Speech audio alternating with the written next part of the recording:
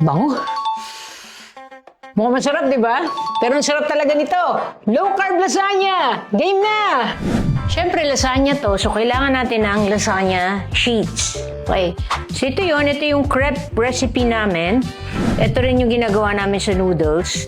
So, square yung pan namin, kaya ito nagkaganto. Okay? So, kung gusto nyo ma-achieve, syempre, lasagna yun, kailangan square. So, since malaki to, kailangan natin tong hatiin into 2. Kasi, gagamitin natin na lalagyan dito is itong tiramisu molder na to. So, marami ng 6 sheets na yan in total. Okay, set this aside. Tapos, i-prep na natin siya dito. Okay, una natin lalagay syempre yung sauce o kakagawa lang natin ito. Yung recipe nasa description. Then, yung sheets. Yan, dalawa. Lagyan natin ng dalawa. O, kasyang-kasya, di ba? O, tapos sauce ulit. So, yung sauce natin, meron na tong meron na tong ground beef, ha. Next, yung bechamel sauce natin. Dalawa tong recipe pwede nyo gamitin. Yung either yung nacho cheese sauce na ginawa namin or yung carbonara sauce na ginawa rin namin. Post din namin yung mga links sa description. Tapos, lagyan natin ng cheese. Okay. Ito, pwedeng yellow, pwedeng orange. In this case, lagyan ko siya ng konting orange. Para social. Tapos, sheet ulit. Okay. Yun. Looks delish. Tapos, just repeat the entire process. Okay, bechamel ulit. So, pwede nyo itong kapalan. Nasa inyo na yan kung gaano kakapal nyo gusto. Okay, depende sa luto nyo. Yan natin ng cheddar ulit. Okay, isa ulit sheet. Okay lang yan. Yung mga punit-punit na yan. That's fine. Tapos, sauce ulit.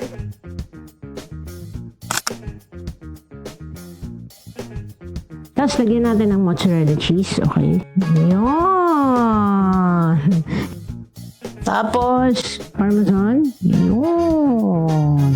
Tapos, konting cheddar ulit. Ganda kasi pag may orange eh.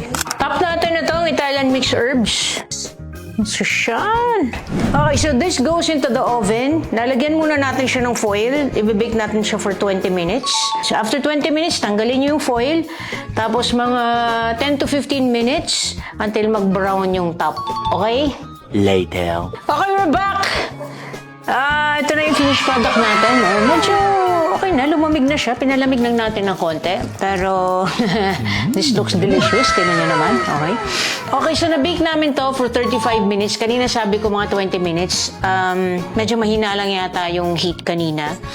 At medyo makapal kasi to, so we needed more time para i-bake siya. 35 minutes siya. So, depende siguro yan sa kapal ng i-bake nyo. And then, may foil yun. Tapos, mga 15 minutes na wala yung foil. So, ito na siya. Looks delicious. Tingnan natin, ha? Tikman na natin, ha? Pero bago yan, syempre, yung mga, yung mga advocacy shirts natin, available pa rin sa Gaindahan. OMAD 1 meal a day. Marami pa tayong mga designs dyan. Okay, ito yung first batch namin. This comes in black and white color. Okay? So, visit nyo lang yung page namin. Available pa rin yan.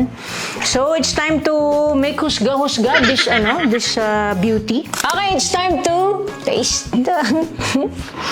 Kunyari, wala akong kasama dito sa kwarto. Kunyari, ako lang talaga. Pero gusto ko kasi na hihiwa yung... Well, medyo... machuchong nga yung Tingnan natin kung ito yung mas masarap o yung lasagna ng birthday ko. Kasi nung birthday ko po, more on parmesan yun eh. Ito naman more on cheddar eh. Dahil nga marami siyang cheddar, medyo nasa sweet side ng magustuhan ng mga bata. One eternity later. So, ganun na nga.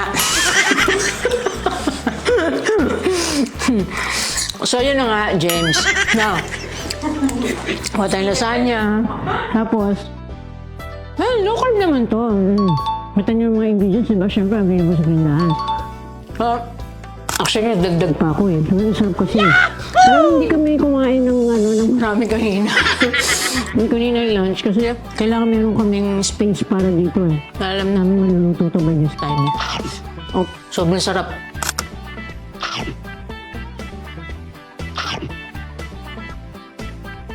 Sarap! Nakalimutan ko mag-intro. Ang sarap kasi. Sobrang sarap niya, nakalimutan ko mag-intro. Anyway, alam niyo na kung anong gagawin na. At alam niyo na kung ano to. Kaya go na. Sobrang sarap gawin niyo na. Pwede po ito. Holiday season. Sarap. Gawin niyo na.